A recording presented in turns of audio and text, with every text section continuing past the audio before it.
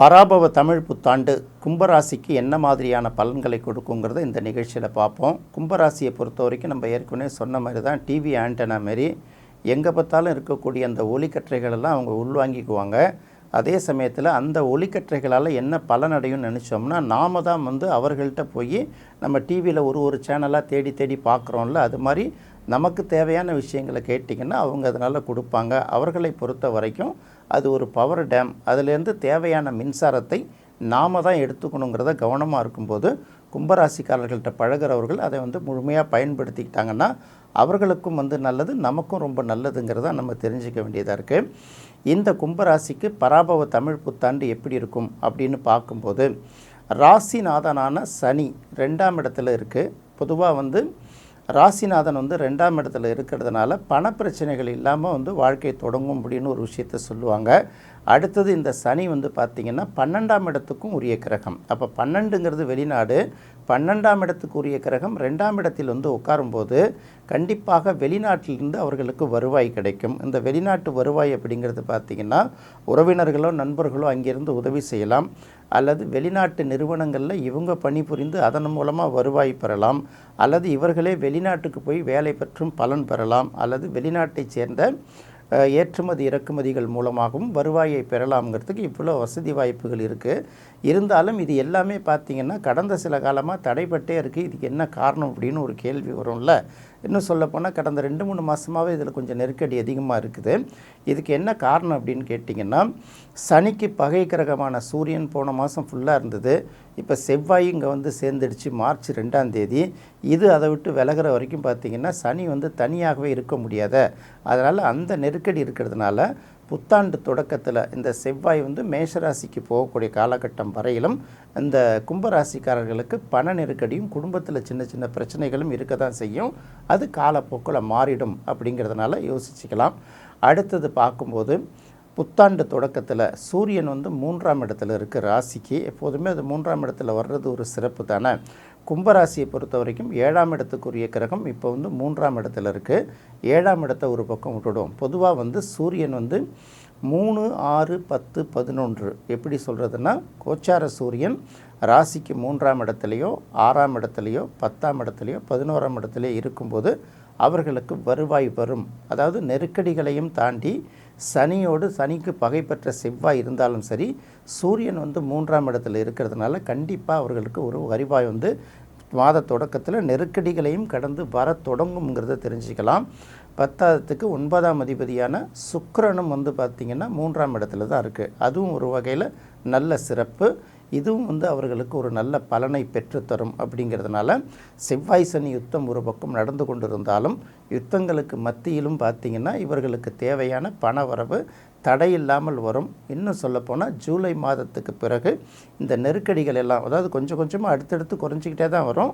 ஜூலை மாதத்துக்கு அப்புறம் இன்னும் நல்ல மாதிரி குறைஞ்சிடுங்கிறத மட்டும்தான் கும்பராசிகருக்கு இப்போ நம்ம சொல்ல வேண்டியிருக்கு. பராபவ புத்தாண்டு பலன்கள் எப்படி இருக்கும் அப்படின்னு பார்க்கும்போது முதல்ல முக்கியமான பயிற்சிகள், முக்கியமான கிரகங்களை வச்சு தான் பார்க்க போகிறோம். அதனால் பார்த்திங்கன்னா ஏற்கனவே சனி 2ஆம் இடத்துல தான் இருக்குது, ராசிநாதன் சனி.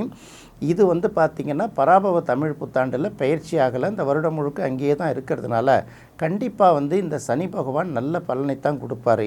அடுத்தது பார்க்கும்போது குரு பயிற்சி அப்படின்னு பார்க்கும்போது ஜூன் மாதம் 1ஆம் தேதி தான் குரு மிதுனத்துலேருந்து கடகத்துக்கு வரார். இப்போ இது வரைக்கும் பார்த்திங்கன்னா கும்பராசிக்கு 5ஆம் இடத்துல இருக்கக்கூடிய குரு அடுத்தது 6ஆம் இடத்துக்கு வருவார். அதனால் என்ன நல்ல பலனை கொடுக்க போகிறார் அப்படிங்கிற ஒரு கேள்வி வரலாம்.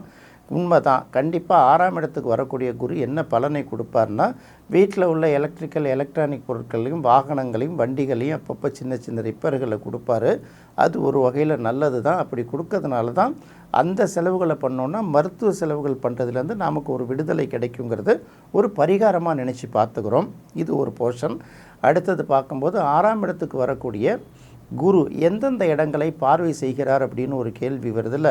அப்படி பார்க்கும்போது கும்பராசிக்கு 10ஆம் இடமான விருச்சிக ராசியை பார்வை செய்கிறார்ல. அப்போ பார்த்திங்கன்னா கும்பராசிக்காரர்கள் இது வரைக்கும் யாராவது வேலை இல்லாமல் இருந்தாங்கன்னா கண்டிப்பாக நிறைய பேருக்கு குரு பயிற்சிக்கு பிறகு வேலை கிடைப்பதற்கு ஒரு நல்ல வாய்ப்பு இருக்குது. அதே போல் ஏற்கனவே தொழில் செஞ்சிட்ருக்கிறவங்க சும்மா பேருக்கு தான் செஞ்சிகிட்ருக்கோம், நஷ்டம் வரலையே தவிர நஷ்டத்தை நோக்கி தான் போயிட்டுருக்கு. இருந்தாலும் வந்து இதை நிறுத்தக்கூடாதுங்கிறதுனால போராடிட்டு நடத்திட்டுருக்கோம் அப்படிங்கிற ஒரு விஷயத்த சொல்லுவாங்கள்ல, அவர்களுக்கு எல்லாமே பார்த்திங்கன்னா குரு பயிற்சிக்கு பிறகு தொழிலில் வந்து நல்ல வருவாய் கிடைக்கும், நல்ல ஆர்டர்ஸ் கிடைக்கும், மன நிறைவு அடையக்கூடிய அளவுக்கு அந்த தொழில் வளர்ச்சி இருக்குங்கிறத ஃபஸ்ட்டு தெரிஞ்சுக்கணும். வேலை செய்பவர்களுக்கே கூட பார்த்திங்கன்னா பல பேருக்கு ஊதிய உயர்வு கிடைக்கும், பல பேருக்கு பதவி உயர்வும் கிடைக்கும். இப்படி எல்லா வகையிலுமே வந்து பார்த்திங்கன்னா குரு பயிற்சி வந்து தொழில் ரீதியாகவும் வேலைவாய்ப்பு ரீதியாகவும் கும்பராசிக்காரர்களுக்கு நல்ல பலனை ஏற்படுத்தும். அடுத்தது ஒரு ஸ்டேட்டஸ் அப்படின்னு சொல்லுவாங்கள்ல, சொசைட்டியில் நமக்குன்னு ஒரு ஸ்டேட்டஸ், நாம் யாருங்கிறது காட்டுறதுக்கு ஒரு விசிட்டிங் கார்டு, ஒரு அடையாளம் இருக்குல்ல, அந்த ஸ்டேட்டஸையும் 10ஆம் இடத்தை பார்க்கக்கூடிய குரு வந்து உருவாக்கி கொடுக்கும். குருவோட பார்வை ராசிக்கு 12ஆம் இடமான மகரத்துக்கு கிடைக்கிறது என்ன மாதிரியான பலனை கொடுக்கும் அப்படின்னு பார்க்கும்போது, 12ஆம் இடத்தை வந்து குரு பார்க்குறதும் சரி இருக்கிறதும் சரி ஒரு வகையில் நல்ல பலனை தான் கொடுக்கும். எப்படின்னா 12ஆம் இடம் அப்படிங்கிறது பார்த்திங்கன்னா சேமிப்பு, இன்வெஸ்ட்மெண்ட், இதை ரொம்ப மெயினாக பார்த்துக்கோங்க. அப்போ வரக்கூடிய வருவாய் வந்து கொஞ்சம் குறைவாக இருந்தால் கூட ஏதாவது ஒரு வகையில் நீங்கள் சிக்கனப்படுத்தி கண்டிப்பாக ஒரு முதலீடு செய்வதற்கு ஒரு வழியை ஏற்படுத்தி கொடுக்கும். நீங்கள் செய்யக்கூடிய முதலீடுங்கிறது வீடாகவோ மனையாகவோ நிலமாகவோ அல்லது நகையாக கூட இருக்கலாம். இதெல்லாம் முதலீடு பண்ணால் கண்டிப்பாக உங்களோட செலவுகளை கொஞ்சம் கட்டுப்படுத்தி தானே ஆகணும். அப்போ 6ஆம் இடத்துக்கு வரக்கூடிய குரு வந்து கடனை வாங்க சொல்கிறாரு அப்படின்னு சொல்லுவாங்க. கடனை கொடுத்து நீங்கள் வந்து உங்களுடைய முதலீட்டை அவர் பெருக்கி கொடுப்பார். அப்போ 12ஆம் இடத்தை பார்க்கும்போது உங்களுடைய முதலீடுகள் உயர்வதற்கு அதிக வாய்ப்பு இருக்குது, சேமிப்பு பெருகுவதற்கும் அதிக வாய்ப்பு இருக்குது. அதையும் கடந்து பார்க்கும்போது நிறைய பேர் வெளிநாடுகளுக்கு செல்வதற்கான எதிர்பார்ப்போடு காத்திருந்தாங்கன்னா அந்த வெளிநாடு போவதற்கான வாய்ப்பு கண்டிப்பாக நிறைவேறும்.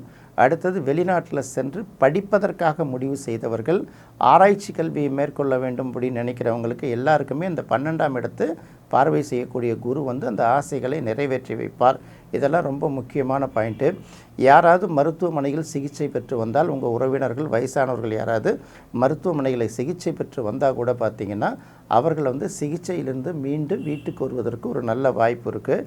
இருந்தாலும் வரவு செலவு இது போன்ற கணக்குகளில் வந்து கவனக்குறைவாக இருந்தால் சில இடங்களில் அந்த அபராதங்கள் செலுத்த வேண்டிய ஒரு சூழ்நிலை, ஞாபக மறதியால் விட்டு போயிருந்தாலும் சரி, இல்லை வேறு ஏதாவது நடந்தால் கூட சரி, அந்த மாதிரி சில அபராத தொகையை கட்டுப்படுத்துறதுக்கும் வாய்ப்பு இருக்கிறதுனால கொஞ்சம் கவனமாக இருக்கணுங்கிறத மட்டும் எச்சரிக்கையாக பார்த்துக்கணும். அதுக்கு அடுத்தது பார்க்கும்போது குருவோட 9ஆம் பார்வை ராசிக்கு 2ஆம் இடத்துக்கு கிடைக்குது. ராசிக்கு 2ஆம் இடத்துல ஏற்கனவே சனி இருக்கிறதுனால 2ஆம் இடத்து சனி 12ஆம் இடத்துக்குரிய சனி 2ஆம் இடத்துல இருக்கார். அப்படிங்கிறதுனால கண்டிப்பாக அந்த வந்து நமக்கு வரக்கூடிய வருவாயை பல்வேறு இன தரப்பில் இருந்து வெளியூர் வெளிநாடு இந்த மாதிரி பல இடங்கள்லேருந்து வருவதற்கு வாய்ப்பு கொடுத்துட்டு இருந்தால் கூட அப்பப்போ சின்ன சின்ன பிரேக் வந்துக்கிட்டே இருக்கு இல்லையா. குரு பயிற்சிக்கு அப்புறம் குருவோட 9ஆம் பார்வை 2ஆம் இடத்தில் இருக்கக்கூடிய சனிக்கு கிடைக்கிறதுனால கண்டிப்பாக கும்பராசிக்காரர்களுக்கு இந்த பராபவ தமிழ் புத்தாண்டு அப்படிங்கிறது பார்த்திங்கன்னா பல வகையில் வருவாயை வந்து அவர்களுக்கு புரட்டி கொடுக்கக்கூடிய ஒரு சூழ்நிலையை ஏற்படுத்தி தரும்.